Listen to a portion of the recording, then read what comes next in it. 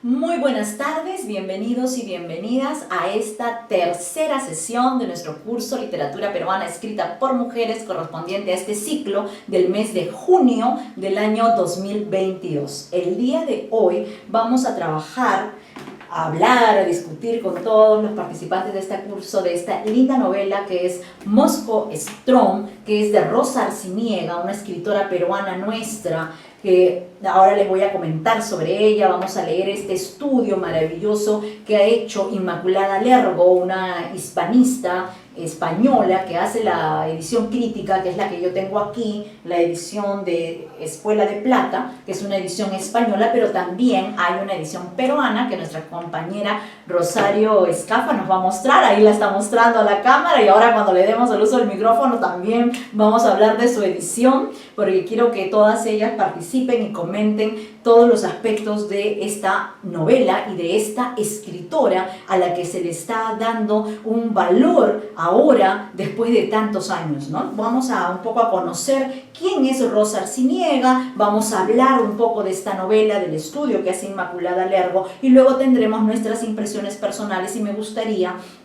leer también algunos pasajes, algunos fragmentos, dado que es una novela bastante grande. Yo debo confesar que no he terminado todavía una lectura completa de la novela, he avanzado en gran parte, pero me falta por lo menos toda la tercera parte, porque la novela está distribuida en 3 partes, ¿no? He leído hasta la segunda, pero me falta la tercera, así que me reservo ahí el comentario del final, pero realmente es una novela que fluye con un lenguaje, ¿no?, muy cercano al nuestro. Entonces uno se pregunta cómo es que no conocemos a esta maravillosa escritora. Rosa Arciniega es una escritora peruana. Denme un minuto que estoy aquí ingresando a las personas que entran a nuestra sesión de Zoom, así que por eso corté un momentito para dar el pase. Rosa Arciniega nace en Lima en 1909, es decir, podemos decir que Rosa Arciniega es una escritora que nace en pleno siglo XX, ¿no? Nace en 1909, sale muy joven de nuestro país. Tras un viaje por Europa, decide radicar en España hacia el año 1928, donde va a permanecer hasta 1936, año en el que retorna a su patria, nuestro país, el Perú. Desde su llegada a Madrid se incorporó al prolífico ambiente cultural de la España de esos años, editando varias novelas. Esta novela con la que vamos a trabajar el día de hoy es la tercera novela, ¿no? Pero ella tiene varias novelas publicadas. Las 2 primeras, Engranajes en 1931 y Jaque Mate del mismo año, 1931, ambas recibieron la distinción de la novela del mes. Fíjense ustedes, ¿no? Para esa época es bastante significativo que una escritora que no era española en ese momento ocupara las páginas, ¿no?, de la prensa y el interés de la crítica de la España de entonces. Estamos hablando del año 1931, año en el que aparecen estas 2 primeras novelas y reciben la distinción de la novela del mes. Numerosos cuentos, un drama radiofónico y artículos de diversa índoles en cabeceras como los medios de comunicación que son Nuevo Mundo, Blanco y Negro, La Gaceta Literaria, Ahora y Ondas, entre muchas otras. Es decir, sus novelas tuvieron una gran repercusión y una gran aceptación en la sociedad española de los años 30. Estamos hablando del año 1931, año en el que aparecen sus 2 primeras novelas. Sigamos. La Gaceta Literaria, Ahora y Ondas, entre otras, que son los medios que difundieron esta noticia. Su tercera novela fue Moscow Strong en el año 1933.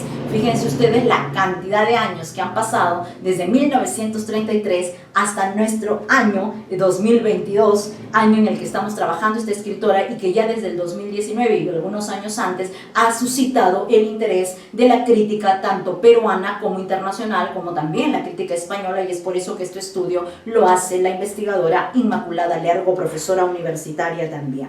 Bien, continuamos dando un poco estos datos que aparecen aquí en la biodata de esta edición, que a mí me parece muy significativo leerlos y recordarlos y tenerlos así grabados y registrados para que todos aquellos que quieran o se interesen en trabajar a esta escritora tengan datos de dónde, ¿no?, sacar y de dónde fundamentar el trabajo de esta gran escritora. Su tercera novela fue Moscow Strong, 1933, a la que le siguió Vidas del celuloide, la novela de Hollywood en el año 1934 y Pizarro, biografía del conquistador del Perú, 1936. Arciniega dará conferencias y formará parte de la tertulia que Ortega y Gasset mantenía en torno a la revista de Occidente. Ya fuera de España, publica una colección de cuentos, Playa de Vidas, en el año 1940. En Colombia, y otras biografías de conquistadores en Santiago de Chile y Buenos Aires. Su obra periodística continuó siendo intensa, colaborando en El Tiempo de Bogotá, La Crónica de Buenos Aires, El Universal de Caracas, El Telégrafo de Guayaquil, El Diario de Nueva York, La Prensa de San Antonio, Texas, o La Opinión de California, además de otras cabeceras de las ciudades en las que residió, porque ella va a vivir en Lima, en Santiago de Chile y en Buenos Aires. Participó activamente en el Congreso por la Libertad de la Cultura entre los años 1950 a 1967. Suscribió el Manifiesto en Defensa de Hungría de Intelectuales Americanos en el año 1957 y fue la primera mujer acreditada como diplomática ante un gobierno extranjero. Es decir, con ella se inaugura este camino de la carrera diplomática en el Perú y ella es la primera mujer en ser acreditada como tal. Se la designó como agregada cultural del Perú en la Argentina. En 1986, su país, es decir, el Perú, la reconoció como escritora de prestigio internacional, concediéndole una pensión de gracia, afortunadamente. Y muere en Buenos Aires el año 1999. Esa es, en líneas generales, la trayectoria, la biodata de esta escritora de comienzos del siglo XX, que es Rosa Arciniega.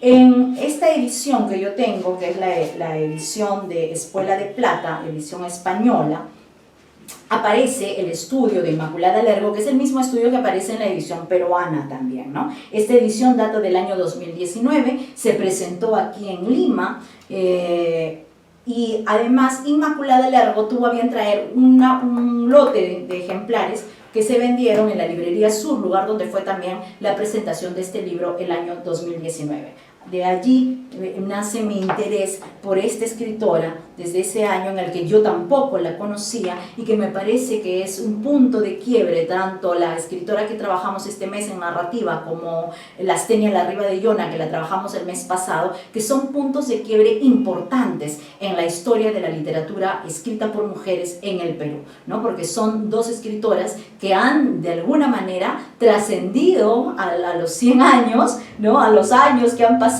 para volver a suscitar un interés, ¿no? En el caso de la Astenia Larriba de Llona han pasado 100 años para volver a editar su libro Cuentos, y en el caso de Rosa Arciniega también han pasado muchísimos años, 1933 al 2019, para que se reedite Moscow Strong. Algo que yo debo destacar de estas ediciones es el estudio crítico. Creo que Inmaculada Lergo hace un trabajo maravilloso, es una apasionada por muchos escritores peruanos, entonces tiene una noción muy clara y sobre todo se encuentra y descubre a esta mujer, ¿no?, de comienzos del siglo XX y cómo es que es tan aceptada dentro de los círculos elite, digamos, de la literatura española de ese momento, como va a ser ese grupo que conforma Ortega y Gasset, ¿no? Que creo que eso es muy importante ya para darnos cuenta de la trascendencia de esta escritora en su momento, ¿no? Porque lo difícil a veces es encontrar un espacio en el momento en el que uno publica un libro y que este libro tenga aceptación, que haya crítica interesada en este libro. Entonces yo creo que Rosa Arciniega goza, ¿no?, de esa deferencia que le da a la sociedad española de su momento con sus 3 novelas, porque todas sus novelas van a ser, ¿no?, objeto de crítica, de traer artículos, entrevistas, etcétera, ¿no? Y se guarda mucho material según lo que registra aquí Inmaculada Lergo. Y definitivamente todo este material lo vamos a encontrar en España, no está aquí, ¿no? Debe haber muy poco de ella acá. Yo estaba revisando algunos textos que hablan de escritoras peruanas de comienzos del siglo XX y, por ejemplo, no he encontrado ninguna referencia a Rosa Arciniega. Me refiero a ciertos trabajos que se hacen en el Perú. Y hay poco de ella, el interés más que nada está muchas veces desde fuera, ¿no? Y es desde fuera, ¿no?, que empezamos a darnos cuenta y a valorar o revalorar a las escritoras o a los escritores en general, ¿no? Y eso es lo que pasa con Rosa Arciniega. Inmaculada Lergo, la estudiosa de este estudio, dice como título Rosa Arciniega y Mosco Strong, una distopía de la modernidad. Y yo concuerdo plenamente con que sí, la novela es una distopía de la modernidad, desde una mujer que está mirando esos años 30, esos años 20, que está viviendo en esa época y que empieza a narrar, a construir una historia desde esas circunstancias, desde esa atmósfera que la rodea, ¿no? Y eso me parece muy interesante. No me voy a poder leer todo el estudio de Inmaculada Lergo, pero sí quiero hacer lectura de ciertos fragmentos que a mí me parecen fundamentales para entender esta novela, que además se lee de una forma muy ligera, no es una lectura tediosa, ni mucho menos, ni un lenguaje alejado de nuestro tiempo. Por el contrario, yo siento como que Rosa Arciniega me habla desde el siglo XXI, cuando está hablando en realidad desde el siglo XX. Rosa Arciniega y Mosco Strong, una distopía de la modernidad, por Inmaculada Lergo. Si ha habido una carrera periodística y literaria verdaderamente prolífica, rápida y exitosa desde sus comienzos en el bullente ambiente cultural de la España de los años 30, pero que sin embargo hoy en día sea tan desconocida, ha sido el caso de la escritora peruana Rosa Arciniega, autora de esos años de varias celebradas novelas, numerosos cuentos publicados en revistas y prensa periodística, un drama radiofónico y artículos de diversa índole. La producción narrativa que llevó a cabo entre los años 1930 y 1936 durante su estancia en Madrid es realmente valiosa, probablemente la más personal y original de toda su trayectoria. Pese a ello y por circunstancias que quizá tengan que ver con la disrupción que provocó la Guerra Civil Española en el devenir de la cultura del primer tercio del siglo XX, por el hecho de tener estas novelas un componente social poderoso e igualmente por estar escritas por una mujer moderna, frase que ella coloca entre comillas, una mujer moderna, es decir, una mujer adelantada a ese tiempo, y definitivamente la Guerra Civil Española va a opacar la trayectoria de muchos escritores. Afiliada además por entonces al Partido Socialista, hay que tomar en cuenta eso, estas obras están prácticamente olvidadas en la actualidad. De allí la oportunidad y relevancia del presente proyecto editorial de Renacimiento, Escuela de Plata, que comenzando por Mosco Strong y continuando por otros títulos de su espléndida prosa, volverán sin duda a entusiasmar a los lectores. Yo creo que sí, Inmaculada no se equivoca. Ramón J. Sender y el político y escritor Joaquín Maurín, en conversación epistolar, hablaban de Arciniega en los siguientes términos. Aseguraba Maurín que era una mujer de gran talento, probablemente la mejor escritora hispanoamericana, señala este crítico el 21/5 de 1956. A lo que Sender le respondía, de veras es tal vez la única mujer americana con Gabriela Mistral que sabe escribir prosa castellana, ¿no? Eso lo dice el 23/5 de 1956. Conviene pues sin duda descubrirla y dar a conocer su obra, señala la investigadora Inmaculada Lergo. Yo creo que realmente sí, o sea, estos dos grandes críticos literarios de ese momento, como son Sender y Maurín, conversan y dialogan sobre la importancia que tiene esta mujer, ¿no?, que además no es española, que es peruana de nacimiento, y le dice, es la única mujer junto a Gabriela Mistral que sabe escribir, le dicen. Son bastante lapidarios los comentarios, pero bueno, hay que entender que están escritos en el año 1956, estamos hablando de una época muy distante a la actual, a la nuestra, y aún hoy, ¿no?, una escritora como Rosa Arciniega no es una escritora leída por todos los peruanos, ¿no? Luego Inmaculada pasa a hacer todo un ensayo en el que va a hablar acerca de la trayectoria de la autora, de la obra, y se va a detener luego en el estudio de Mosco Strong, y para la novela dice: Moscow Ström, la novela que nos ocupa y que comentaremos seguidamente, fue su tercera obra narrativa larga, firmada por Arciniega en Madrid abril a junio de 1932 y sale a la calle el 29 de mayo de 1933, impresa por los talleres tipográficos Impro, ¿no?, que hacían trabajos para Zenit. Zenit es el sello editorial. Y es en muy poco tiempo una segunda edición que ya va con el sello editorial de Zenit, que aparece otra vez una segunda edición en el año 34, o sea, casi un año después. Digamos que es una escritora sumamente exitosa porque se agota la primera edición y tienen que sacar una segunda edición. Bueno, a ella le van a seguir otras novelas, etcétera, etcétera, ¿no? Una vez que estalla la Guerra Civil Española, es un dato importante que pone Inmaculada Lergo, Rosa Arciniega y su familia parten a Francia, desde donde tomaron un barco al Perú, así que ya estaba fuera de España cuando salió su siguiente título, es decir, cuando aparece en el año 36 Pizarro, biografía del conquistador del Perú, que es primera de una serie de biografías noveladas, la mayoría de conquistadores que irá sacando en los siguientes años tras haber viajado por tierras americanas en una exhaustiva labor de documentación. Eso es importante también señalar, que es una de las primeras mujeres que va a empezar a escribir novela histórica.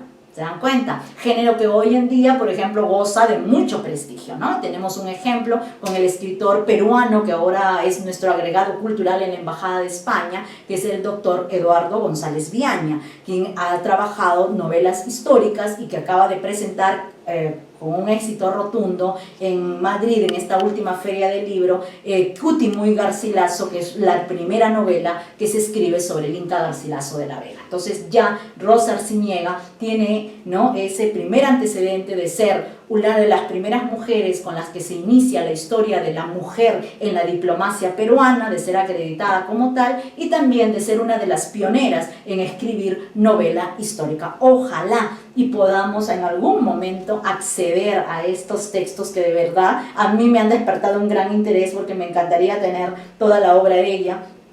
Y habría que rastrearla evidentemente en España, que es donde aparecen estos títulos, y ver qué pasó con ellos, ¿no? Bien, la labor periodística de Rosa Arciniega va a ser una parte fundamental en el desarrollo de su vida, ¿no?, de sus viajes. Es lo que le va a permitir estar en contacto con tantos países, tener tantos amigos a lo largo de toda Hispanoamérica, ¿no?, y ser una mujer reconocida por su trabajo periodístico también. Es decir, goza de un éxito profesional en el periodismo, pero también goza de un éxito profesional en la literatura, ¿no? O sea, ya el que sea Ortega y Gasset quien la considere para ser parte de su grupo ya nos dice muchísimo de lo que estaba pasando en esa época, y en una época en la que las mujeres, como ustedes pueden ver por esos dos comentarios que ha puesto y citado muy bien Inmaculada Lergo aquí, pues es un ambiente totalmente machista y se considera hasta casi, ¿no?, un albur que una mujer pueda ser capaz de escribir y que encima lo haga bien, ¿no? Luego Inmaculada establece todo un capítulo en el que se habla de Rosa Arciniega y su trayectoria en España, ¿no? Y ella va a comentar hechos realmente maravillosos. Yo les recomiendo conseguir cualquiera de las ediciones de esta novela. Está en línea, la pueden conseguir en su edición en línea, en su edición impresa, como ustedes la quieran tener, pero es fundamental leerla y releerla. Hay que señalar eso, porque en realidad hay muchas conexiones. Yo que estuve haciendo una relectura, encuentro una temática muy particular en esta novela, ¿no? Y creo que valdría la pena releerla y trabajarla además en comparación con otras novelas de esta tipología, porque esta es una novela, una distopía de la modernidad, pero es una novela en la que hay una creación de una ciudad, y creo que hay muchas novelas, muchos escritores hispanoamericanos que trabajan este tópico. Rosa Arciniega sería una de esas pioneras porque la está publicando en el año 1933, ¿no? Entonces, luego vendrá para Hispanoamérica todo este episodio, ¿no?, ya muchos años después de lo que va a ser el boom y donde se van a revalorar estas culturas propias, pero creo que Arciniega se adelanta un poco a ese momento, ¿no? Bien, en el capítulo que Inmaculada Lergo destina a Moscow Ström dice: Max Walker, el habitante de la ciudad de Cosmópolis, Ingeniero, director de una importante empresa de automóviles y tractores, hombre hecho a sí mismo desde un origen humilde, contempla satisfecho la impresionante maquinaria humana y técnica que con precisión milimétrica lleva a cabo su tarea. Para Max Walker, todos los malestares sociales radicaban en la inexactitud e imagina a la humanidad, cita aquí Inmaculada Lergo la novela, al modo de una formidable máquina perfectamente regulada y dirigida desde su despacho de trabajo, todos los hombres matemáticamente acoplados en su sitio exacto, dando matemáticamente un rendimiento previsto, descansando matemáticamente lo establecido por un ingeniero director. Fin de cita. La única máquina inexacta de este perfecto engranaje, pensaba, el único motor que nunca funcionaba bien era precisamente el hombre, ¿no? Entonces esta es una cita de la novela de Arciniega con la que ella describe a su personaje principal de la novela es Max Walker, ¿no? Este hombre que además tiene un origen humilde, ¿no? Entonces hay que trabajar un poco todo el engranaje que Arciniega crea para este personaje, crea muy bien, o sea, a mí me parece que es una escritora, esta es su tercera novela y se nota ya el manejo de la técnica narrativa, se nota el manejo del lenguaje, se nota el manejo de los personajes, se nota el manejo de los narradores, o sea, ya es una escritora entrenada en el oficio de la novela y esta tercera novela da por supuesto en el clavo y por eso tiene tanto éxito en el momento en el que aparece, que es el año 1933. Max Walker vive en Cosmópolis, nos dice ya Inmaculada Lergo en su estudio, la impresionante y moderna gran ciudad en la que todo funciona igualmente con rapidez y eficiencia. Junto a él, el resto de personajes de la historia, el grupo de amigos que desde los tiempos de la universidad mantienen el contacto reuniéndose una vez al año, son todos hombres de éxito. El banquero Howard Littlefield, de obesidad prominente y con los dedos de las manos cargados de brillantes, atento a los movimientos de la bolsa y continuamente preocupado por los disturbios sociales provocados por los obreros y por la marcha de sus activos financieros, pues sabe que todo está levantado sobre un montón de arena que se vendrá abajo cualquier día. Me encanta esa cita, esa es una cita de Rosa Arciniega de esta novela, cuando ella dice eso, ¿no? O sea, todo está levantado sobre un montón de arena que se vendrá abajo cualquier día, no sabemos cuándo, ¿no? Dice, recordemos, pone una nota Inmaculada Lergo, la cercanía del crack de la bolsa neoyorquina de 1929, la construcción ficticia de Cosmópolis está hecha en muchos elementos propios de Nueva York. Definitivamente que sí, ¿no? Definitivamente esta es la Nueva York de esos años, ¿no? Que está ella, ¿no? Que ha utilizado para inventarse una nueva ciudad, porque me imagino que ella quería ficcionar totalmente la historia y por eso no le pone Nueva York, ¿no? Le pone Cosmópolis, ¿no? Y esa ciudad, y además fíjense el nombre, ¿no? No es decir Cosmópolis implica decir ciudad, decir cualquier ciudad, es decir, Cosmópolis puede ser la ciudad en la que habitamos en este momento en pleno siglo XXI, ¿no? Entonces, y eso le da una trascendencia importante. Yo no sé si Rosa Arciniega fue consciente en ese momento en el que ella estaba construyendo la novela de la trascendencia y la importancia que tenía nominar de esta forma a la ciudad creada e inventada y recreada por ella como escritora, ¿no? Pero probablemente no quiso ponerle Nueva York porque sonaba como que muy cliché y ella quiso cambiarle un poco la historia y además hacer que Nueva York pueda ser cualquier ciudad del mundo también, ¿no? Porque hay muchas ciudades, no como Nueva York, ¿no? Entonces ella construye a estos personajes, a este banquero exitoso, y algo curioso, como dice Inmaculada Lergo aquí, es que estos personajes, estos jóvenes, bueno, que algún día fueron jóvenes y que ahora ya son profesionales, que se reúnen año a año, que se conocieron en la universidad, son exitosos, ¿no? Entonces eso también hace ya un hincapié interesante en el desarrollo de la novela. Luego está Eddie Sampson, que es un rico industrial que aumenta su capital con exitosas empresas. Está Conrad Resling, el despreocupado conquistador de la vida fácil y regalada. Tenía que haber alguien así, ¿no? Pero le va bien. Entonces el camino que eligieron no está tan mal. Todos menos uno. Jackie Oxford, que es el contrapunto ideológico del resto. es de espíritu inquieto, extravagante, poeta unas veces, anarquista otras, y absolutamente incapaz siempre de decidirse por algo útil ni de adaptarse normalmente a las leyes reguladoras de la vida social. Esa es la cita que toma Inmaculada Lergo para definir al personaje que está en la novela. Ockford es el disidente, el eterno disconforme, ¿no? Que no se ha enriquecido como los demás, sino que ejerce la medicina de forma moderna, único que parece darse cuenta de lo que oculta Cosmópolis y su forma de vida, ¿no? Me encanta además este personaje de Ockford, ¿no? Carece de talento positivo, ese talento práctico que brilla más en la vida que el auténtico talento. Es una cita también de la novela. Cierra el grupo el que fue el más querido profesor de todos en su época de estudiantes en la Universidad Central, Stanley Sampson Disler, que se encuentra ya viejo y enfermo y a quien Oxford atiende con solicitud. El profesor Disler encarna el ideal, ha llevado y lleva una existencia limpia, sin ambiciones, plena de fervor idealista en el triunfo del bien, un fervor que inculcaba a sus alumnos, afianzando en ellos la confianza en que el gran amor, que sería la gran fraternidad, llegaría algún día a establecerse como la tierra, abrazando en un cordial lazo a todos sus humanos. Esa es una cita de la novela. Inmaculada construye muy bien el estudio a partir de las citas de la propia novela para que vayamos un poco entrando en materia, en el interés que nos despiertan estos personajes tan cálidos, tan humanos. Y sí, claro, tenía que haber un disidente, definitivamente que sí, tenía que estar el maestro que representa la sabiduría, el ideal, ¿no? Junto a estos personajes aparecen la mujer y los hijos de Sampson Disler, que encarnan la vida vacua y yerta que proporciona el culto a los bienes materiales, a los apetitos fisiológicos y el camino del lujo y la vanagloria, lo que en el fondo son también unas formas de esclavitud. A veces, solo que a veces no nos damos cuenta. ¿Seguimos siendo una sociedad esclavizada? Definitivamente que sí. Yo creo que sí.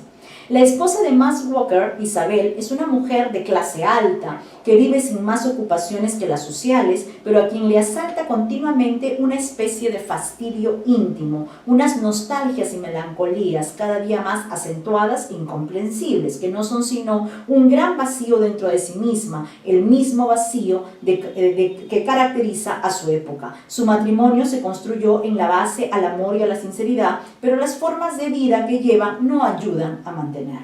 Pero quizá el personaje principal sea Cosmópolis. Yo también coordino muy bien con esta idea, porque realmente para mí el personaje grande es la ciudad, la gran urbe, la ciudad moderna, en la que se yergue con orgullo la audacia de los rascacielos hacia el infinito, en la que las calles y los barrios no tienen nombre, sino que están numeradas en un orden racionalmente calculado, en la que los medios de transporte, tranvías, trenes, aéreos, metro, coches, mueven una avalancha humana que lo llena e inunda todo como un alud formidable en la que latiendo por debajo del asfalto palpitan las vísceras de la ciudad. Esa es una frase de Rosa Arciniega. Me encanta definitivamente cómo escribe esta mujer, ¿no? Y ahí Inmaculada pone la cita de donde está tomando todo esto, ¿no? Por eso, dice, al observarla, el profesor Disler se pregunta, ¿no era esto maravilloso? ¿No constituía esto acaso el más grandioso ideal de la más altísima de todas las religiones? Una fe, una esperanza en el progreso no podía llevar también al hombre a la caridad, a la fraternidad y con ellas al propio bien universal, ¿no? O sea, fin de cita, es frase de Arciniega, y es la novela misma la que responde a través de la historia de los personajes y los diálogos con Jackie Oxford, con su maestro Sampson Disler y su amigo Max Walker. Todo cabe en esta ciudad que viste a las almas como a sus edificios de hierro y cemento, que ha enterrado por inservibles el amor y el libre albedrío de los hombres. Esa es la frase de Rosa Arciniega.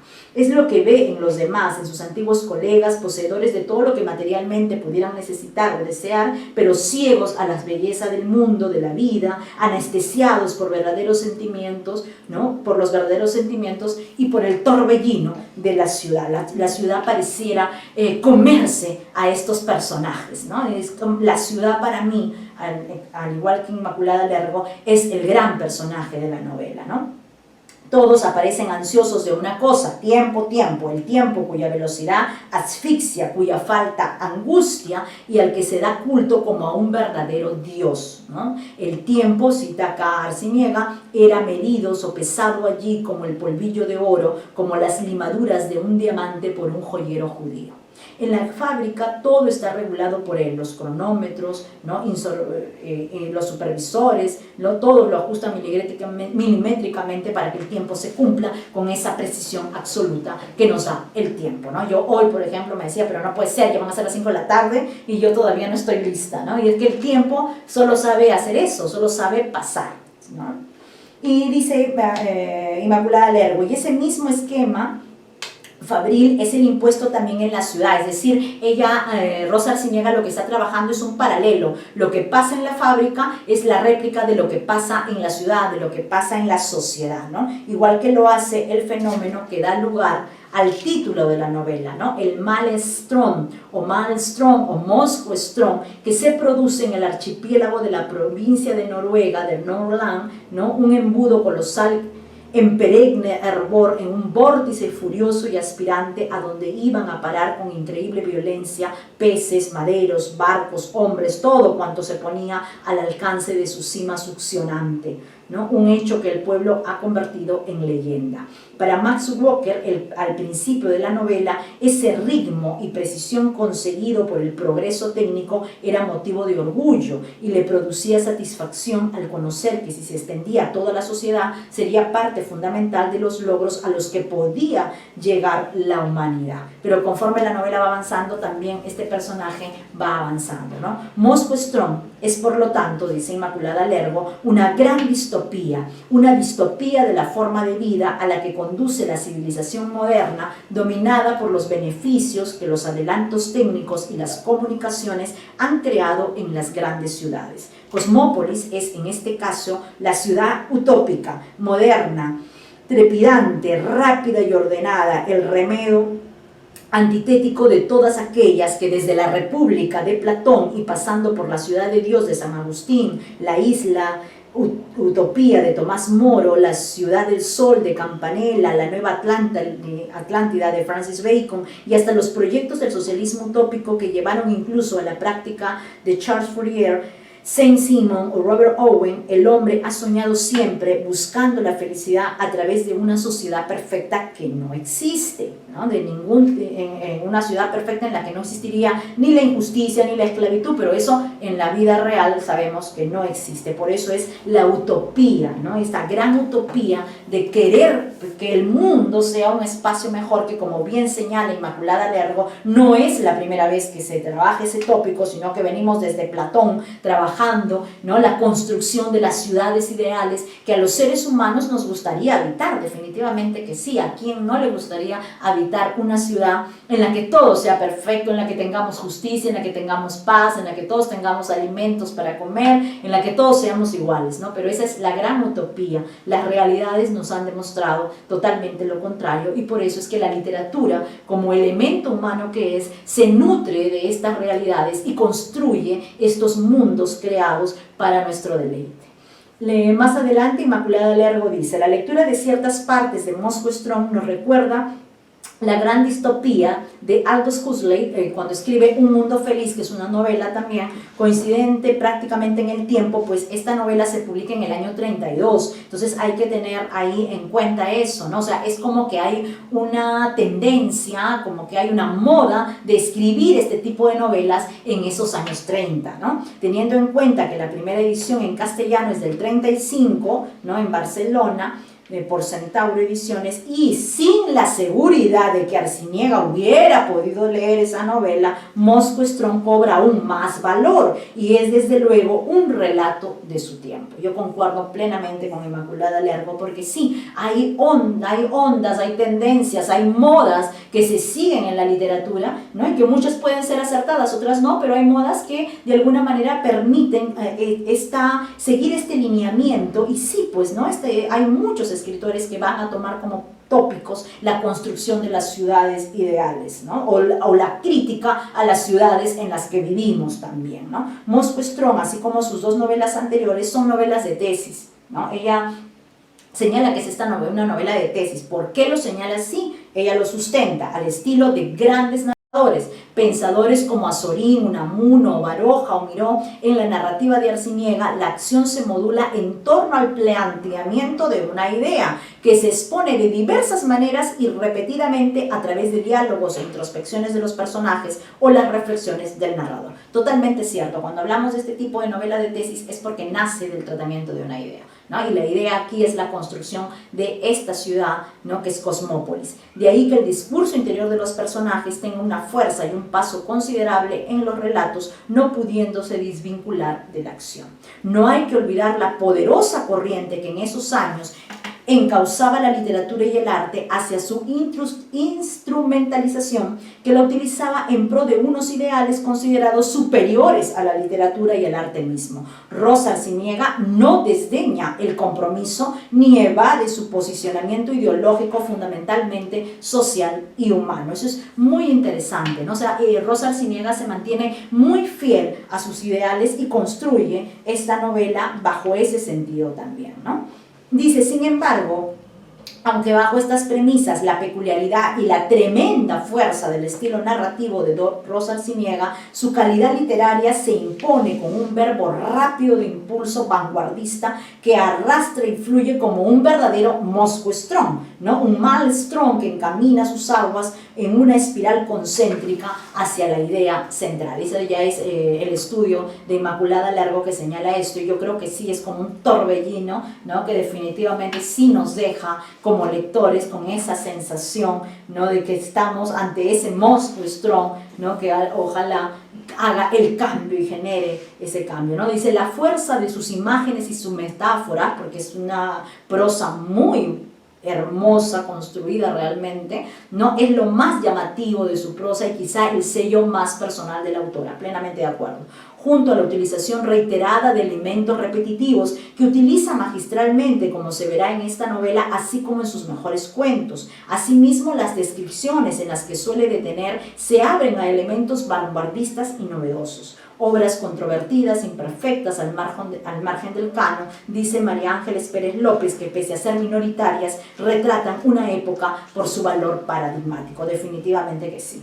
En definitiva, estas primeras obras de Arciniega publicadas en España muestran la otra cara de esta pujante civilización del siglo XX que se ofrece poderosa, trepidante, excitante, pero compleja y sobre todo deshumanizada y fría, y advierte del peligro de dejarnos cegar por el resplandor de los avances técnicos que se asimilan demasiado rápidamente a la conquista de la felicidad, pero que pueden hacernos perder el enfoque de lo que es esencial para conseguirla: lo humano, la justicia, la solidaridad y los sentimientos, ¿no? Totalmente de acuerdo con estas precisiones de esta crítica literaria que es María Ángeles Pérez López, que señala estos aspectos, ¿no? Termina Inmaculada Lergo con este párrafo que dice: considero que todo lo expuesto avalaría sin más la reedición de esta obra dispersa de Rosa Arciniega, cuyo valor descubrirá el público con la relectura de Moscow Strong, primer título que Renacimiento Espuela de Plata vuelve a poner en circulación, con la intención de continuar sacando a la luz otros de entre la valiosa producción de esta singular escritora. Ojalá que sigan sacando libros de Rosa Arciniega, que merece sin ningún género de dudas recuperar el prestigio y difusión que gozó antes de ser relegada por una España donde no cabían ideologías ni discursos como el suyo, o simplemente no cabía una mujer activa, moderna, compartiendo junto al hombre las primeras filas de la intelectualidad. Hoy por hoy, en que esto ya sí es posible y en que ustedes, lectores de todo género y condición, tienen el libro entre las manos, solo queda disfrutarlo. Inmaculada Lergo. Entonces, fíjense ustedes en este valioso aporte que hace Inmaculada Lergo a la novela, porque nos lleva a pensar en las novelas de tesis, a pensar en las novelas de Unamuno. Quienes han leído novelas de tesis podrán entender por qué esta es una novela de tesis, y podrán entender también, además, cómo a lo largo de todo este estudio que plantea Inmaculada Lergo nos da una serie de pistas, una serie de títulos de novelas que se publicaron en esos años, pero claro, dice Inmaculada Lergo, no tenemos la certeza de que la edición que salió en España España la haya leído Rosa porque ya empezaba la guerra civil y ella se desplaza hacia París y vuelve hacia el Perú. Entonces no tenemos la certeza de que ella haya leído, pero sí había una onda, una moda, ¿no?, de hablar de este tipo de novelas en las que se trabajaba siempre la urbe, la ciudad y todo este paso vertiginoso de los primeros años del siglo XX, ¿no? De alguna manera lo que tenemos aquí es esa representación de esos años, que además no están tan lejanos a nuestra realidad. Hoy en día estamos nosotros totalmente involucrados con la tecnología. Es más, este curso nace precisamente en los años pandémicos y gracias a esa pandemia y a la tecnología es que hemos podido seguir trabajando todo este tiempo, ¿no? Hay algo importante que destacar en la edición que yo tengo, que es la nota que hace Inmaculada Lergo a esta edición, donde ella va a señalar ciertos aspectos que yo creo que son muy importantes, así que la voy a leer porque es una nota corta. La editorial Zenit sacó en muy breve plazo 2 ediciones de Moscow Strong sin variación alguna en el texto de la novela. La primera, según reza el colofón, se acabó de imprimir en los talleres tipográficos de Improd el 29 de mayo de 1933 y no incluye el sello editorial. Dichos talleres eran una de las diversas imprentas madrileñas con las que trabajó Zenit y donde salieron la mayoría de las colecciones populares de la editora. La segunda edición se estampó en la imprenta Murillo, también de la capital, y en ella aparece ya el sello de la editora, es decir, el sello de Zenit. La única novedad que incorpora con respecto a la anterior es el subtítulo en cubierta y portada, el torbellino de las grandes metrópolis. Ojo con eso, que ese subtítulo aparece en la segunda edición, no en la primera. Para el presente volumen, dice Inmaculada Lergo, se ha utilizado la edición Príncipe, aunque agregando el aludido subtítulo añadido a la segunda. Se ha respetado íntegramente el texto, salvo en el caso de algunas pocas incorrecciones gramaticales y erratas que se han subsanado. Definitivamente que sí, esta edición ha estado bajo el cuidado de Inmaculada Lergo, entonces sí tenemos la certeza de que se ha respetado el texto tal cual y que sí ella ha considerado propicio colocar el subtítulo porque así lo colocó Rosa Arciniega en la segunda edición de esta novela, El torbellino de las grandes metrópolis. Es que yo creo que sí, la novela es eso, es un torbellino, ¿no? Creo que con los y las participantes de este curso yo compartí un capítulo que fue el capítulo que encontré digitalizado en las redes, en el internet, ¿no? Y creo que ese capítulo es el primero con el que empieza, ¿no?, a trabajar al personaje de frente, ¿no? La novela tiene 3 partes, ¿ya? A ver, voy contándoles un poquito. En la primera parte tenemos 7 capítulos, en la segunda parte tenemos 3 capítulos y en la tercera parte tenemos también 3 capítulos. Y hay un epílogo que está al final en la página 371 de mi edición. ¿Ok? Estas 3 partes, ¿no?, y estos están divididas en capítulos, pero en la primera parte, el primer capítulo, que es el que hemos compartido, aparece la parte 1 con un apartado 1 también, porque ella pone 1 en romanos en capítulo 1, pero luego hay un 1, que es la primera parte de ese capítulo, en la cual empieza de frente con el personaje. El ingeniero Mark Walker alzó un momento la cabeza para encender un cigarrillo. Fíjense esa primera oración, porque es importante darnos cuenta cómo Rosa Arciniega maneja la técnica narrativa. Los narradores, por excelencia, si son buenos narradores, tienen que capturar la atención del público desde la primera oración. Y creo que eso lo logra Arciniega con esta oración. El ingeniero Max Walker alzó un momento la cabeza para encender un cigarrillo. Hasta entonces no se había dado cuenta de que la luz artificial insensiblemente había sido sustituida por otra luz más lechosa y cruda que se filtraba por los amplios ventanales de su despacho, la clara luz del amanecer.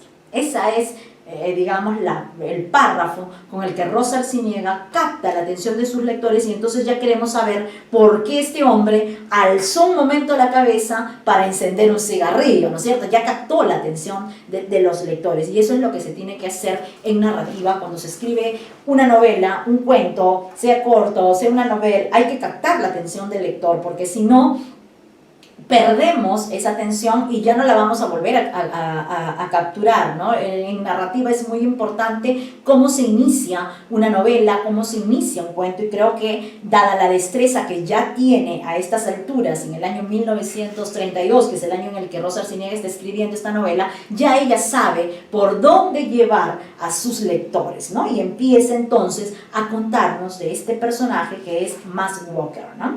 Y estos apartados de este primer capítulo, ¿no?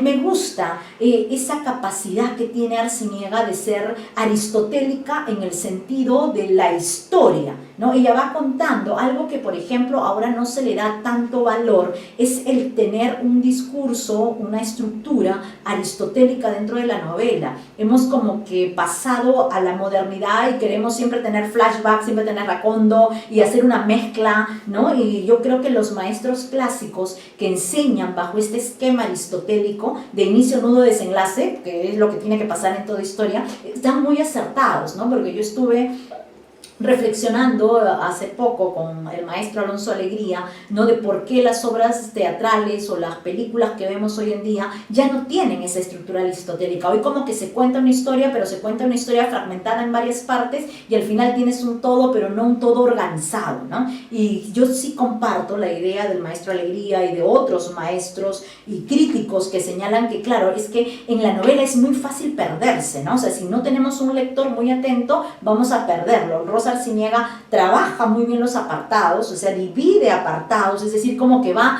de alguna manera aristotélica acompañando a los lectores y va pasando de apartado en apartado, ¿no? Y en este primer capítulo, por ejemplo, que ustedes tienen, ¿no? Hay, por ejemplo, varios apartados, como hay como 5 o 7 apartados, si mal no recuerdo, a ver, sí, 5 apartados, ¿no? Y estructura muy bien el capítulo 1. A mí me gusta, ¿no? Leer de esa manera ordenada, como la que ella va, que no quiere decir que no tenga técnica, al contrario, tiene una técnica, discurre por varios personajes, discurre además, me gusta muchísimo el cambio de narradores que ella suele establecer, porque nos hace meternos, ¿no? en el interior de los personajes. Me gusta mucho el manejo del narrador omnisciente que tiene Arciniega y que para su tiempo no era un narrador tan frecuente y ella lo utiliza muy bien. Va pasando de un personaje al otro, pero este paso de un personaje al otro nos va haciendo partícipes de lo que sienten y de lo que piensan estos personajes. Y eso crea una atmósfera muy especial que cautiva definitivamente a los buenos lectores. A mí la verdad me ha gustado mucho la forma en la que ella escribe, en la que ella maneja sus personajes, maneja su discurso narrativo, maneja la historia, no pierde nunca de vista a la historia, no pierde nunca de vista a Cosmópolis, ¿no? Que es en realidad el gran personaje, ¿no? Porque si bien aquí hay varios personajes, Max Walker es uno de los personajes principales, hay muchos más que discurren a lo largo de la novela, pero nunca se pierde a Cosmópolis en todo este proceso, ¿no? En el que van pasando las vicisitudes de nuestros personajes. Voy a ir a una parte más adelante que me gustaría compartir con ustedes, que es la segunda parte, el capítulo 1 de la segunda parte, para que ustedes vean cómo hay esta relación de no perder al personaje principal que aparecía, ¿no es cierto?, en la primera página del capítulo 1 del primer apartado. Acá en el primer apartado del capítulo 1 de la segunda parte dice: no recordaba Walker haber trabajado nunca con mayor intensidad que durante aquellos 2 meses. Fíjense qué bonito escribe además. Fueron unas marchas forzadas, un récord batido contra su propia marca. Horas del día y de la noche, vísperas y festividades se juntaban, se fundían, se hacían una única hora de trabajo continuo y acelerado. Fíjense qué hermosa la prosa que ella maneja. Sostenido por la fiebre de una superexcitación nerviosa, empezaba ya no a sentir la fatiga física, a concentrarse con unos minutos de sueño descabezados en cualquier parte, en un diván, en el automóvil, en su propia mesa de trabajo. Creía Walker haber descuidado hasta su aseo personal en la precipitación de esta carrera desenfrenada. Pero de lo que sí estaba seguro era de habérsele disipado toda preocupación, todo pensamiento que no fuese el de su trabajo. Jackie Oxford, Stanley Sampson, Isabel, sí, asomaban quizá de vez en cuando sus siluetas en el espejo del recuerdo. Se interponían a veces entre su lápiz suspenso en el aire y aquellos pliegos enormes de estadísticas extendidos sobre su mesa. Pero al momento volvían a quedar borrados, volvían a ser retirados al cuarto interior de los trastos viejos para ser extraídos de los oscuros rincones del olvido a su debido tiempo. Fíjense qué hermosa esta descripción que empieza a hacer Arciniega a partir de los recuerdos, ¿no? Yo no sé si ustedes recuerdan, algunas de ustedes han estado en ese curso en el que analizamos, creo, el cuarto de los Trebejos de Carmen Luz Bejarano, o en el que hablamos un poco de ella a propósito de su poesía, pero esta frase me llevó a mí de pronto a pensar en el cuarto de los Trebejos de Carmen Luz Bejarano, que es una novela que va a estar publicada muchos años después, pero digo, ¿cómo es que esta sensación, ¿no?, de estas imágenes que atraviesan nuestra mente? Por eso les digo que es una diestra en el manejo de este narrador omnisciente, porque acabamos de ver pasar por la memoria del personaje a estos personajes que habitan, que son parte de su vida, y que el trabajo, ¿no?, en la sensación que tiene él en este momento de estar tan agobiado, ya ni siquiera le permiten tener, ¿no?, estos recuerdos, ¿no? Fíjense ustedes en esa trascendencia, ¿no?, que el trabajo ha incluso hecho que se olvide de su esposa, de sus amigos, etc., ¿no? Las oficinas de la RET eran un foco intensivo de alta fiebre. Se hacían los preparativos para una gran ofensiva comercial y el Estado Mayor, acuciado por la inminencia del ataque, trabajaba también sin aceptar la separación de horas. Uy, ¿qué pasó? Ya, se cortó creo por un ratito, ¿no? Ya, repito. Las oficinas de la RET eran un foco intensivo de alta fiebre. Se hacían los preparativos para una gran ofensiva comercial y el Estado Mayor, acuciado por la inminencia del ataque, trabajaba también sin separación de horas ni de días, sin un segundo de reposo, lo mismo que un auténtico cuartel general de la retaguardia del frente.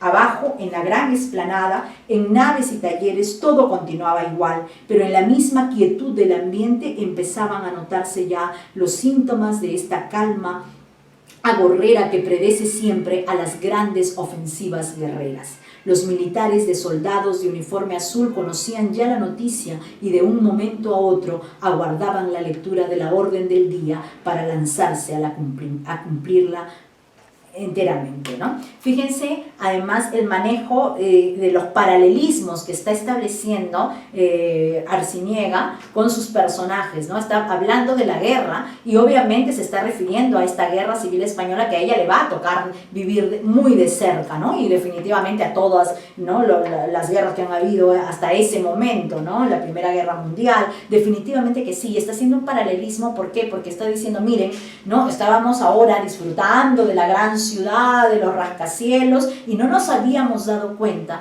que en realidad estábamos siendo esclavizados por el mismo sistema, ¿no? Porque claro, el progreso también implica un proceso de esclavitud, ¿no? Siempre vamos a tener ventajas y desventajas, ¿no?, en todo lo humano que hacemos. Y esto de alguna manera nos lleva a reflexionar sobre qué está pasando en este momento, por ejemplo, con la humanidad. Vivimos una guerra ahora también entre Rusia y Ucrania, y es increíble, ¿no?, para todos nosotros mencionar este tema, porque claro, no podemos estar apartados de la realidad que nos toca vivir, y acabamos de pasar, o estamos todavía, porque la pandemia no se ha ido, más bien pareciera que ha venido para quedarse, ¿no?, de esta pandemia que nos ha tenido a todo el mundo recluido, a un mundo que ha quedado de pronto paralizado, ¿no? Algo que a mí me ha gustado mucho de esta pandemia es eso, el tiempo que nos hemos dado para sentarnos y decir, oh, ¿qué está pasando? Oh, ¿qué hago ahora? ¿Y ahora qué va a pasar? ¿No? O sea, como que nuestra vida era tan vertiginosa, como lo que se cuenta en esta novela,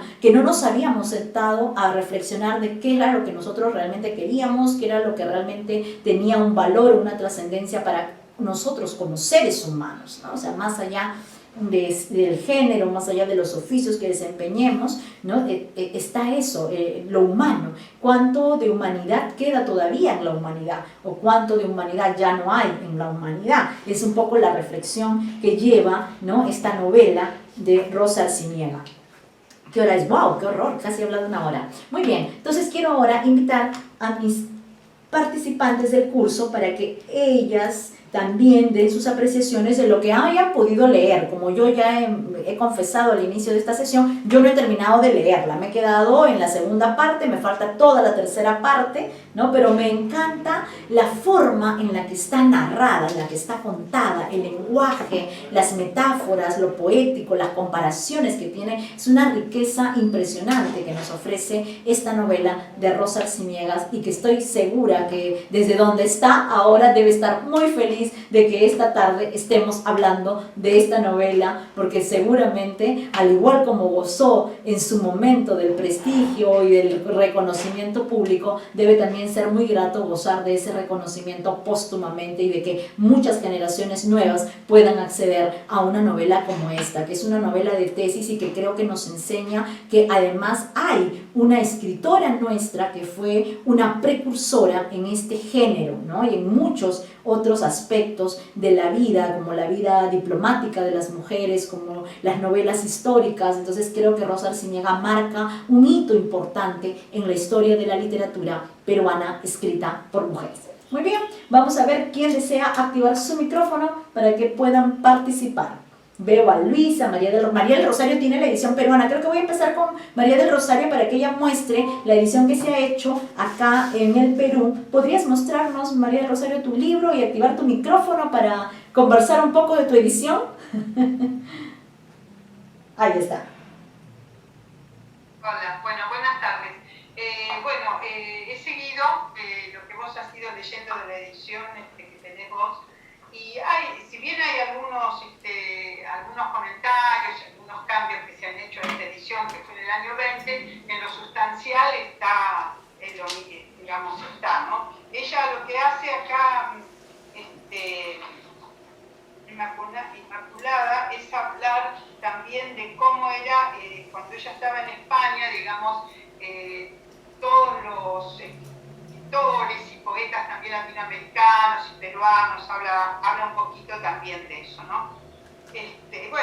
Cuenta también lo que vos ya has leído, cómo es su obra, como, digamos, todo lo que fue el desarrollo de su vida, como primer mujer que fue acreditada diplomática en Argentina. Bueno, realmente yo leía la novela y me parecía, como vos dijiste al principio, estar leyendo una cosa escrita hoy, porque, bueno, que también un poco fue lo que pasó cuando leímos lo de la Astenia La Riva de Iona.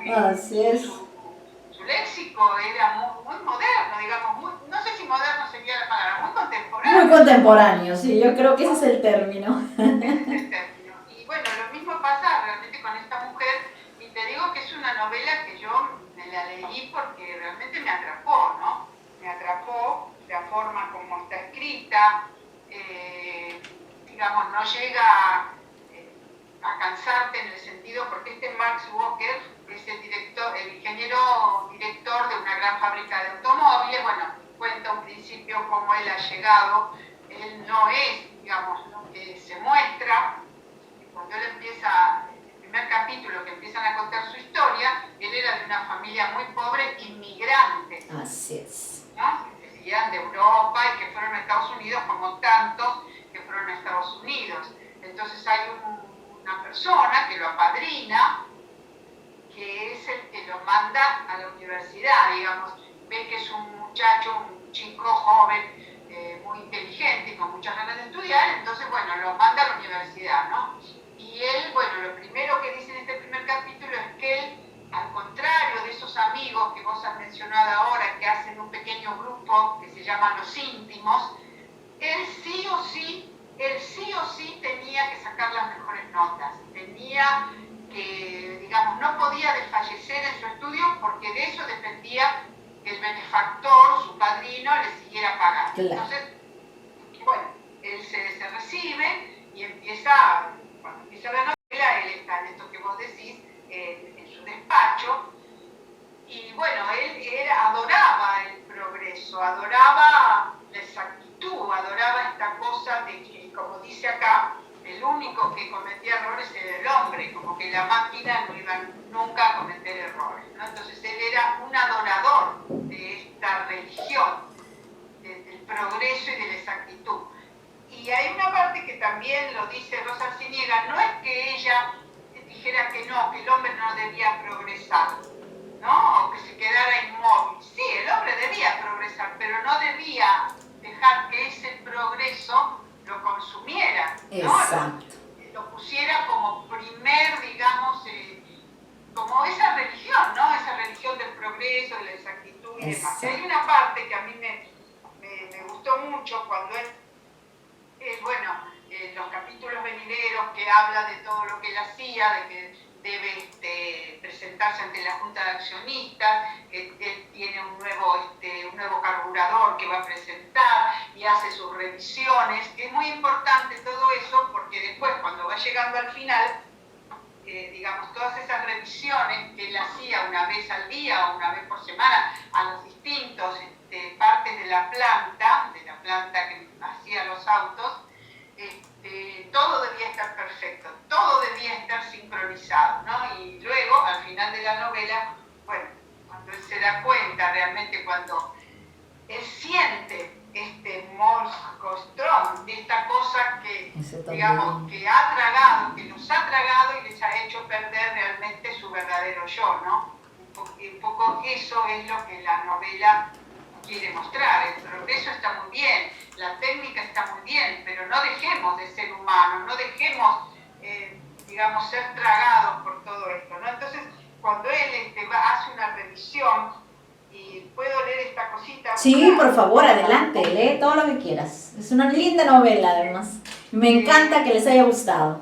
Dice, con una rapidez igual a la de su marcha, iba viendo el ingeniero Max Walker cómo surgían, acoplados en un minuto por manos febriles, los esqueletos de los chasis. Cómo, siguiendo su trayectoria, se les iban adhiriendo los ejes, los cubos, las ruedas, las piezas inferiores del motor, los faros, la hélice, el radiador. Cómo, sin detenerse un instante en gestación, la más rápida de todas, se iban plegando aquellos fetos mecánicos de cigüeñal, los émbolos, las bielas, la caja de velocidades, el dínamo, dándoles poco a poco forma de ser viviente. Cómo acababan de recubrirse aquellos esqueletos con las líneas airiosas de las carrocerías, con el muelle de los asientos, con el parabrisas, con el capot. Cómo uno de aquellos obreros, auténtica comadrona, esta me pareció, inyectándoles aceite y gasolina, les arrancaban el primer quejido anunciador de la vida nueva que acababa de surgir. Me pareció realmente hermoso esta metáfora que ella escribe para decir cómo cada auto que sale completo es un nuevo ser, ¿no? Así es, un nuevo ser, es un parto.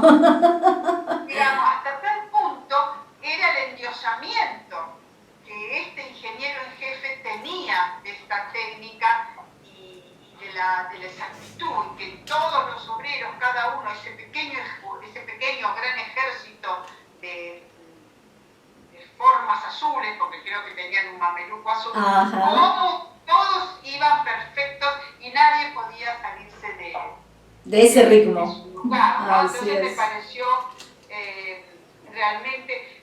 y la novela, lo que yo encuentro, que a pesar de que uno, digamos, va dándose cuenta de lo que va a suceder y de lo que van a darse cuenta, te deja una esperanza, digamos.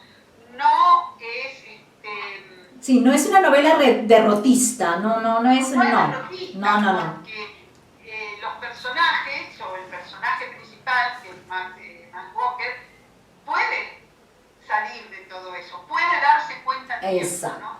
Creo que esa es un poco el mensaje, o no sé si moraleja, porque no diría yo moraleja. Sí, yo creo que no va por allí, no es esa la intención. El mensaje esperanzador. Exacto, pero hay una esperanza, es como que al final del túnel hay una luz que alumbra. Hay una luz. Exacto. Si vos querés no perder tu humanidad, podés hacerlo, ¿no? En ese sentido, es tu decisión. Algo que me gusta mucho es eso, ¿no? Porque el mensaje pareciera ser, es decisión tuya, lector, ¿no? O sea, tú, lector, si ya has llegado hasta aquí, tomarás esa decisión. Es tu decisión, claro, ¿no? Claro, digamos que no todo está perdido cuando se quiere salir de eso, ¿no? Y bueno, él también en otros personajes, de la gente vacua, ¿no? Tanto su esposa como la familia del profesor, que él que era un ser totalmente ideal, totalmente, digamos, bueno, también me parecía a mí un poco ingenuo, ¿no? Sí, ingenuo, también es bastante ingenuo, claro. Él representa lo ideal, el idealismo, claro, ¿no? no se puede tener ese idealismo Exacto. porque no se puede. Exactamente. Pero bueno, Digamos que son los personajes que hacen la contraposición a Matt Walker, ¿no? Y que de alguna manera tienen que armar el engranaje de personajes con los que va a trabajar la novela, ¿no? Tenía que haber alguien que sea el vago, pero que siendo vago le va bien, el filósofo, el maestro, pero que además es tan idealista que se escapa de la realidad, ¿no? Claro, y que la misma realidad lo traga. Así es. Y finalmente la realidad nos traga a todos. Lo destruye, ¿no? Y lo destruye. Exacto. Pero claro, lo destruye y no le da, porque bueno, no le da la oportunidad, o él no quiso ver. Yo creo que es más eso, él no quiso ver, exactamente. No pudo verlo, tenía esta fe ilimitada en que la humanidad iba a ser mejor, en que el amor, y no se puede, porque es un idealismo que tampoco te lleva a nada. Yo creo que lo más difícil de lograr en la novela como en la vida es ese equilibrio, ¿no? Exacto. Ese equilibrio que nos haga aceptar, sí, porque a veces mucha gente, por ejemplo, a propósito de la técnica y de la tecnología, que como vos dijiste muy bien, nos ha ayudado en estas circunstancias, no, dicen, yo no quiero ser, yo me acuerdo, yo tengo un amigo en Argentina hace mucho, que cuando, imagínate que te estoy hablando del siglo pasado, cuando aparecieron los contestadores telefónicos, él no quería. No, yo no quiero ningún contestador, yo no quiero que ninguna máquina me conteste. Y nosotros le decíamos, pero Rodolfo, si vos estás todo el día fuera de tu casa y la gente quiere comunicarse con vos, es importante tener un contestador telefónico. Nadie dice que ese contestador te va a reemplazar a vos y tus conversaciones, pero es, bueno, después tuvo su contestador, después tuvo su teléfono y demás, pero ni irse a los extremos, ¿no? Exactamente. Ni poner toda la fe en la tecnología, ni negar todo. No, yo no quiero teléfono, yo no quiero esto. Hay gente que se negaba, por ejemplo, a una computadora, o se negaba a usar un celular. Exacto. Bueno, por eso te digo, les digo a mis compañeras, lo más difícil en todos los aspectos de la vida de un ser humano, no solamente en la es encontrar el equilibrio, ¿no? Es encontrar el equilibrio. Entonces, bueno, creo que el protagonista principal, que es Max Walker, pudo salvarse a tiempo, ¿no? Así es. Pudo salvarse a tiempo. Se dio cuenta. Se dio cuenta y eso, por supuesto, le trajo dolores, ¿no? Porque nada en la vida es gratuita, nada. Exacto. Pero esa parte de ese mensaje esperanzador me gustó. Realmente, como te digo, una novela que es muy... y después hay otra frase que él la repite cuando él se encuentra con sus... Porque hay una parte que ellos se encuentran, porque todos los años se encuentran, tienen su reunión, a comer y a recordar su época de universidad. Y hay un párrafo que ella lo repite 2 veces y que a mí realmente me gustó, que dice, leo este pedacito. Sí, léelo. Era aquello algo más que una simple falta al banquete anual, porque el profesor no había ido. Algo más que una sencilla ausencia por causa mayor. Era quizá la voz de la fatalidad proyectando su sombra lívida en la luminosidad de aquel saloncito del Hotel Majestic. Quizá el primer brusco corte, el primer hachazo en unas existencias estrechamente ligadas desde aquel punto de origen en que la vida parece eterna y la muerte imposible. Precioso fragmento. Y lo vuelve a repetir al final de este apartado, ¿no? Era quizá el primer brusco corte, el primer hachazo en unas existencias estrechamente ligadas desde aquel punto de origen en que la vida parece eterna y la muerte imposible desde la niñez. Me pareció hermoso realmente porque, bueno, pienso que para todos, este espacio que es la niñez, es la ausencia del dolor, la ausencia de pensar que sí, que la vida es eterna, que la muerte es algo que le pasa a los otros, ¿no? Yo recuerdo cuando murió mi papá, que yo tenía 13 años, que todavía era una niña. Claro. Y fue un golpe brutal, porque la muerte era una cosa que estaba alejada de mi casa, ¿no? De mi familia, de los míos. La muerte, es más, yo ni siquiera pensaba en la muerte. Entonces me pareció un párrafo hermoso. Hermoso realmente, sí. Hermoso. Así que realmente me ha gustado mucho la novela y una vez más te agradezco, Eliana, por el ojo que tenés. Bueno, no es solamente ojo, sino que tiene que ver con, bueno, digamos, con lo que vos sos como literata y profesora y digamos lo que vos has estudiado y lo que tanto te gusta, de encontrar siempre, digamos, la escritora o la poeta perfecta, ¿no? Y que nos trae un poco los temas actuales, porque no es que esto está escrito en el año 32, claro. Si bien remite un poco a lo que pasó en Estados Unidos con el famoso crack del año 29, que tanta gente se suicidó y demás, es algo que lo vemos hoy, ¿no? Lo vemos hoy, exactamente. Se convierte en una autora clásica en ese sentido. Como el mundo es tragado por esta nueva vorágine. Exacto. Y las guerras y ahora el cambio climático y lo que ha pasado, por ejemplo, en Brasil, que han asesinado a un periodista inglés y a un brasileño que era guía y aparte defensor de las comunidades, por todo lo que está pasando en la Amazonía, lo que está pasando, y si leemos el diario. Así es, y si vemos el noticiero peor, todos los días matan, asesinan. Los chicos acá en los colegios están totalmente violentos, agreden a sus compañeros, el otro lo ha matado, le tira un balazo, Dios mío. Sí. Después ayer en la televisión, uno que entró en Piura, mató a uno, ¿viste? Y uno dice, Dios mío, esto lo que escribe acá en esta novela es real.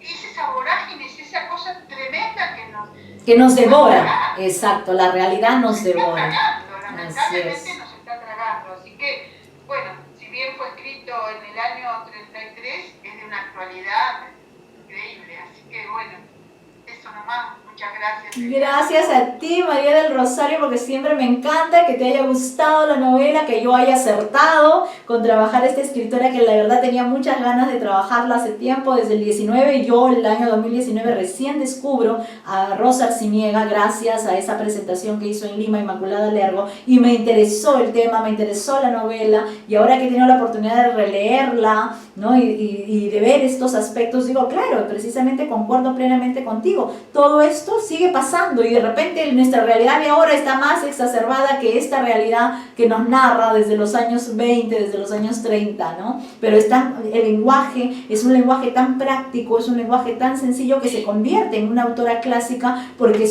todos estos elementos siguen dándose y se pueden dar en cualquier momento, en cualquier ciudad, en cualquier parte del mundo, ¿no? Gracias, María del Rosario. Turno ahora de Luisa. Hola, Luisa, buenas tardes. Sigues en Lima, ¿no es cierto? Sí, claro, todavía se va en un par de semanas más Luisa se va a un viaje maravilloso, así que estamos muy contentos por ella. Sí, muchas gracias. Bueno, yo solamente voy a hablar sobre una perspectiva, porque la verdad es que no he podido leer mucho, he estado con unos problemillas ahí, pero bueno. No hay problema, comenta lo que quieras comentar. Viviendo, más que nada, no nosotros viviendo como una realidad que he vivido yo, ¿no? He vivido en Estados Unidos muchos años y me he metido en ese mundo, ¿no?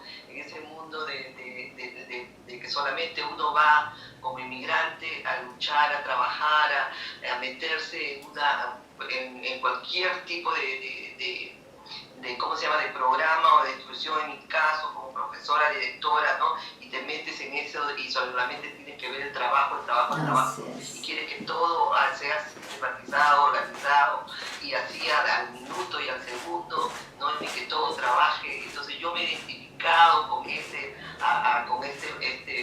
personaje de Max Walker, porque también como he estado dirigiendo una institución, entonces uno quiere que todo sea como una máquina, como un engranaje, que todo funcione al tiempo, al milímetro, y que todas se interrelacione, ¿no? Como si fuese un carro, como si fuese un auto, y uno muchas veces también se olvida de que uno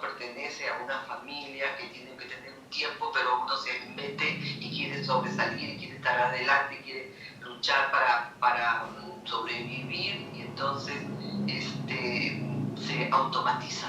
Así Entonces es. eso es lo que yo he tratado de verme y meterme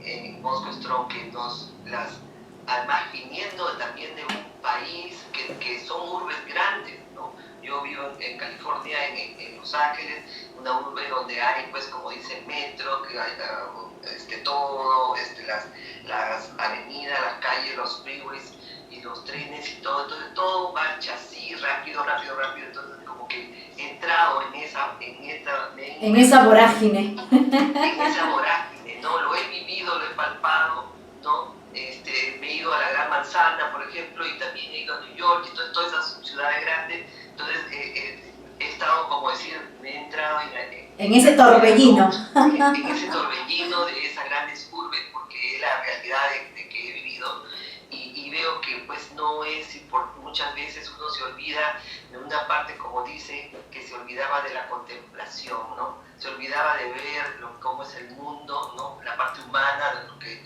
se olvida uno de contemplar, aunque sea el aire o un amanecer, ¿no? Y no apreciamos esa parte humana, la parte sensible, porque queremos luchar, queremos ganar dinero y queremos volvernos como máquinas, ¿no? Como este personaje de Max Walker, que bueno, pues él desde niño él ya sabía lo que iba a hacer, ¿no? Como dice él, ya le preguntaron qué quería ser su patrocinador, yo quiero ser ingeniero, ¿no? Yo quiero ser un técnico y yo quiero dirigir, entonces él ya tenía una mente, porque siempre luchaba por ser el mejor, ¿no? Y eso también nos hace pensar, ¿no? Como padres o como hijos, ¿no? A veces les exigimos mucho a nuestros hijos de que usted tiene que estudiar, tú tienes que ser el mejor, tú tienes que ser el primero, tú tienes que ser, ponemos bastante presión para que también los chicos salgan adelante, pero también es una parte buena, porque esos jóvenes son los que más salen adelante, los que más, ¿no? Los triunfadores, digamos. Éxito, los triunfadores, son los que sí, y yo lo he notado, ¿no? O sea, no quiero poner ejemplos, nada, pero sí me he dado cuenta que los que tienen más perseverancia, más empuje y salen adelante y tienen éxito, ¿no? Así como el personaje de Mark Walker, pero él ya pues era un poco exagerado, porque quería que todo marche perfecto en su mundo, ¿no? Un mundo automatizado de los autos y bueno, y como una máquina, como los autos son máquinas que todo tiene que marchar perfecto, porque si no, pues no marcharía, no. Esa máquina no funcionaría. Así es. No funcionaría, ¿no? Como nuestro cuerpo, inclusive nuestro cuerpo. Exacto, humano, el cuerpo humano es una máquina perfecta. Si el corazón no trabaja un minuto, estamos muertos. Sí, exactamente. El día que el riñón se para y hace huelga, ya no existimos. Así de simple, pero también, ¿no? en este caso, por ejemplo, admiro muchísimo a Rosa Artiega, que nos da una lección como mujer de vanguardia, una mujer pues para la época. Imagínate qué orgullo que sea peruana y que haya sido pues haya sido una escritora de 3 libros, y que nos haya ofrecido este libro, y que ahora esté en esta época, ¿no? Todo el mundo interesado en que hace muchísimos años ella haya tenido esa mentalidad, esa prosa tan hermosa para escribir, tan descriptiva, ¿no? Para poder detallar con lujo de detalles y crear, porque ella ha creado una utopía, una metrópolis, ¿no?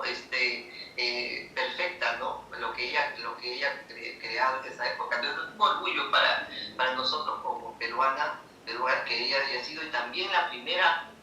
Leí algo en una entrevista que había sido primer piloto, había sido piloto. Sí, también, así es, también. Sí, y también la primera mujer diplomática, ¿no? Exacto. Representando a Perú en Argentina. Entonces es una mujer de vanguardia, la veo una mujer pues que no se quedó como en esa época, sino pues como viajaba tanto. Entonces otra visión, ¿no? Exacto, una visión. otra mirada. Una mirada, como dices tú, ¿no? Como has traído y nos has comparado a A las Kenia la arriba de Yona, claro. La Yona, ¿no? En esa época también, ¿no? Entonces ella también destacó, y haciendo colación también a Germán Belli, ¿no? Germán Belli es también la cibernética, Así ¿no? es, Oda cibernética. La Oda cibernética, entonces como que nos estamos todos entendiendo y nos estamos poniendo un engranaje en todo esto, y me siento muy, te agradezco infinitamente. Ay, no, yo te agradezco a ti. Más bien quiero aprovechar este espacio en el que estamos justo dialogando, ¿no? De estas grandes ciudades.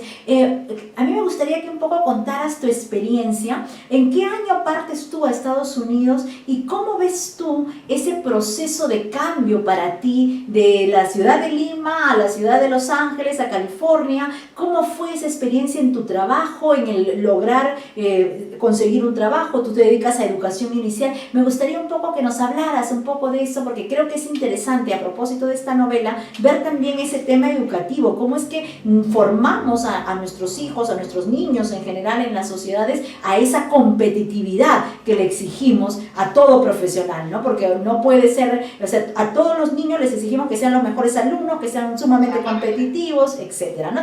Cuéntanos un poquito acerca de esa experiencia tuya como profesora allá en Estados Unidos y cómo se da ese enfoque, cuánto ha cambiado en estos últimos años o cómo ves tú ese panorama. Bueno, mira, yo principalmente he sido profesora acá en Perú de primaria, ¿no? Y entonces nos fuimos con mi esposo y mis hijos, emigramos a Estados Unidos en una época donde estábamos acá con el comienzo del terrorismo, ¿no? En la época de Ana García empezó como mi esposo viajaba mucho, entonces yo queríamos estar con familia juntos porque yo paraba mucho tiempo sola. Y sí influye mucho lo que quiero decir de que yo siempre he sido muy exigente con mis hijos para que sean competitivos y para que sean los primeros, porque mi madre fue así conmigo, ¿no? Mi mamá nos enseñó que siempre sobresalgamos, que no seamos una más del montón, sino que luchemos por salir adelante, ¿no? Por la perseverancia.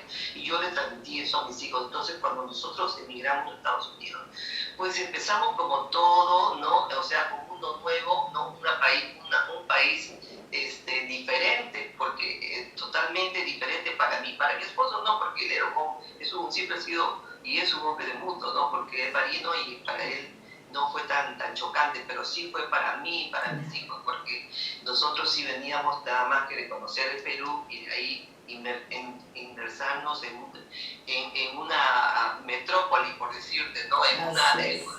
En un mundo totalmente diferente, donde yo, por ejemplo, no me sabía ni siquiera ubicar, ¿no? Porque era tan grande, tan inmenso, que California es igual que todo el Perú. Exacto. Imagínate, no hay forma de que te puedan ubicar. Entonces tenía problemas de ubicación, ¿no? Bueno, pero lo que más la pregunta es cómo uno entra, ¿no?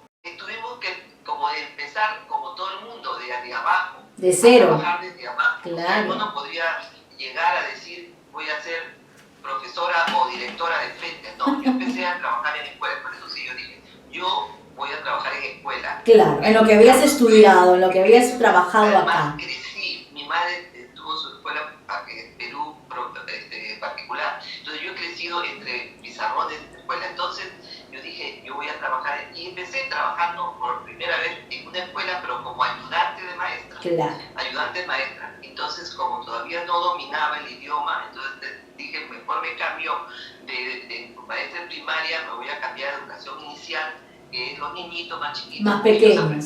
Así es. Con los niños tú ibas aprendiendo a la par. Buena idea.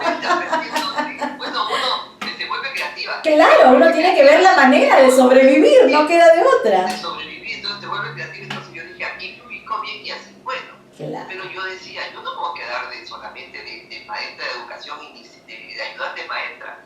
Yo empecé a estudiar más. Yo era profesora acá, pero empecé a estudiar estudios de allá, ¿no? Claro, tenías que hacer prácticamente de nuevo la carrera. Educación inicial. Claro. Educación inicial no tenía, pues entonces volví a estudiar por una carrera más. Una carrera más, exactamente. Tienes dos carreras. Pero imagínate, pero tenía que trabajar todo el día y encima en la noche. Yo me levantaba a las 4 de la mañana, tenía que dejar el almuerzo listo. O sea, claro, tú tienes tus hijos. Total, y eso vuelve uno como una máquina. Y estar en los freeways, en esa carretera, manejando hora y Wow. Pero es así, Es así. es una lucha constante. Pero lo que yo quiero tratar de decir es que para poder tener éxito tienes que ser perseverante y tienes que luchar, Así tienes es. que no decaer y perseverar, porque yo empecé de ayudante maestra, pero después llegué a ser profesora, después fui directora y después fui area manager que dirigía 6 escuelas en Wow. 2 condados, en el condado de Orange y en el condado de Ventura. Entonces yo manejaba y he estado así en Orange, así como habla él de los carros y de las ciudades, o sea, siempre he estado manejando 5 horas para llegar a la escuela, manejando 4 horas. Entonces sí he estado en un mundo vertiginoso. Vertiginoso totalmente, claro. O sea, sí, pero es la única forma como uno puede sobrevivir en esas urbes. Exacto. No hay otra. O te adaptas, porque no hay otra forma, ¿no? ¿Cómo escapas de eso? Y solamente el sábado y el domingo, eso sí era para mi familia, no completamente, donde cocinaba y hacía y todo, y bueno, ¿no? Para buscar el equilibrio. Un equilibrio, ¿no? Porque mucho se mete uno en el trabajo, que a veces no tenía tiempo ni siquiera para dedicarse a la familia de lunes a viernes, era sábado y domingo nada más, ¿no?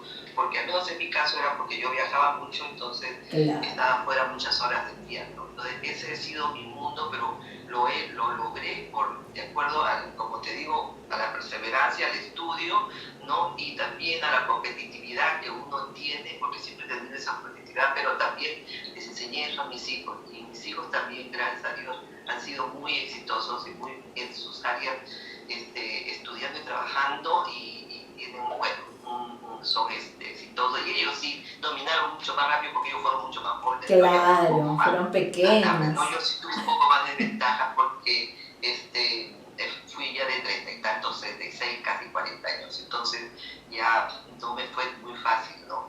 Claro, cuesta más adaptarse, lógico, y además tú eres mamá, tenías que atender la casa, todo. Es lo que más me enorgullezco, ¿no? Claro, eres un ejemplo, por eso es que te he preguntado, porque quiero que esto quede grabado, que quede registrado, porque tú eres un ejemplo de estas grandes metrópolis de la que hoy hablamos, ¿no? Esa cosmópolis que vemos en esta novela es parte de la realidad, y tú que has vivido esa experiencia de ser una mujer peruana, migrante en Estados Unidos, tener que trabajar, tener que atender a tu familia, a tus hijos, a tu esposo, tu hogar, tu casa, pero encima lograste, como tú dices, esa competitividad fue positiva en tu caso, porque lograste insertarte a un mercado laboral tan complejo y tan difícil como es el mercado laboral norteamericano. Tuve que estudiar tanto en el Perú como en Estados Unidos, entonces eso 2 veces, entonces eso sí también me enorgullezco por esa parte, claro. ¿no? Que bueno, y te agradezco que me das la oportunidad, ¿no? Ay, no, me encanta, aprovechando que el tema va por allí, me pareció interesante tener tu perspectiva. ¿Y cómo es el enfoque educativo con los niños en educación inicial, por ejemplo, desde la época a la que tú llegaste a hoy, al 2022? ¿Tú crees que eso ha cambiado un poco, no? Porque siempre vemos las noticias de Estados Unidos, que los chicos se vuelven locos, agarran un arma, le disparan a los compañeros,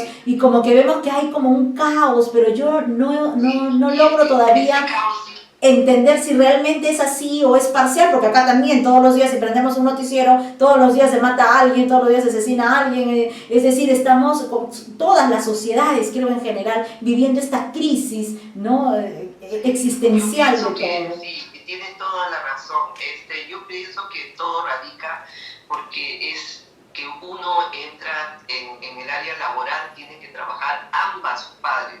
Entonces, al trabajar ambos padres, se descuida mucho a los niños. Entonces, esos niños se crecen sin hogar, solamente tienen unos hogares que, bueno, son los family daycares o si no, los daycares, ¿no? O sea, que ellos se convierten en los papás porque pasan más horas con los cuidadores que con sus padres. Hasta las 6 de la tarde. Entonces yo creo que es esa falta del apego, la falta del apego emocional de los niños que tienen que estar con un caregiver, o sea, una persona, otra persona. Entonces como que se desorientan.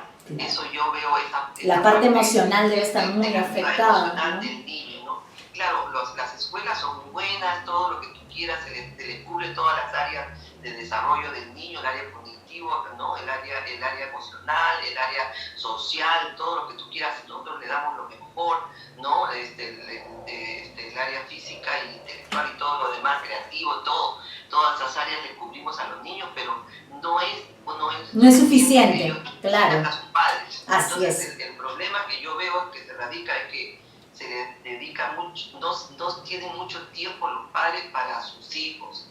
Y entonces... Y entran en esta vorágine que es el Moscow Strong, en el torbellino del trabajo, y olvidarse de los niños, ¿no? Y a los niños se les da desde muy temprana edad las tecnologías, se les da los iPhones, los teléfonos, para que les puedan dejar tranquilas y para que puedan, y también la distancia. Yo veo la distancia de las personas que trabajan y viven, trabajan a 1 hora, 1 hora y media o 2 horas, como ahora acá en Perú. Así es, claro. ¿No? Pero antiguamente entonces, los niños los tienen muchas horas en los carros, y para que estén muchas horas en los carros, están sedentarios, pero ya les dan... Claro, la tecnología para que se entretengan, así es.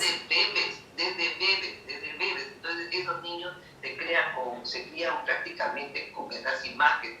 Entonces, ¿qué ven esas imágenes? Muchas veces los videojuegos son dañinos. Son violentos, los videojuegos son violentos, claro que sí. Todo es para matar. Así es, todo es matar, exactamente. Para jugar. Entonces yo veo que esa es la parte negativa que hace que haya tanto ahora, por decirte, tanta matanza. Sí, porque es increíble la cantidad de... Sí, una crisis realmente. ¿No? Que no se haya podido hacer mucho más en hacer, aunque sí se controla a los niños, por ejemplo, si tienen 13 años, 12 años, pero los padres no siquiera tienen tiempo para controlar sus aparatos de sus hijos, que les queden y están muchas que ven, horas que no ven, solos, claro. que no ven. Claro. No hay tiempo porque están vertiginosamente trabajando. Ese es el ritmo, ese es el ritmo de la posmodernidad. Sí, es la modernidad, ¿no? Es elaborar, más o menos de querido.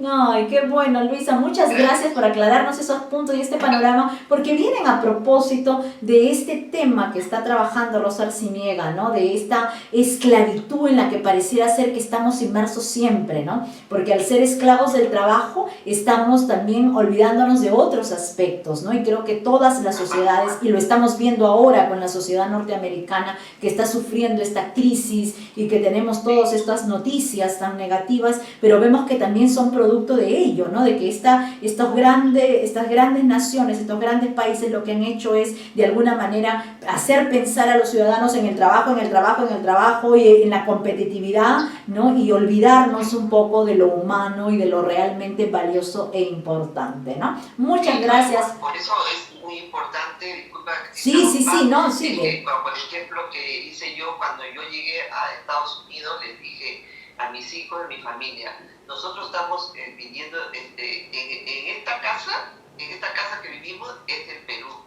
Valores, principios, todo es el Perú, inclusive el idioma. Nosotros no dejamos de hablar el español en la casa, ¿por qué? Porque queríamos que nuestros hijos y nuestros nietos se respeten y mantengan el idioma para poderse comunicar con sus ancestros o cuando viajen o cuando no pierdan sus raíces, hacer su identidad. Entonces yo les expliqué las de aquí y afuera ya es el mundo, Estados Unidos, ustedes cuando salen afuera ya hablan todo inglés y viven, pero aquí se respeta. Yo creo que es muy importante. Es muy importante. Esa mirada con la que tú has educado, esa filosofía con la que has educado a tus hijos.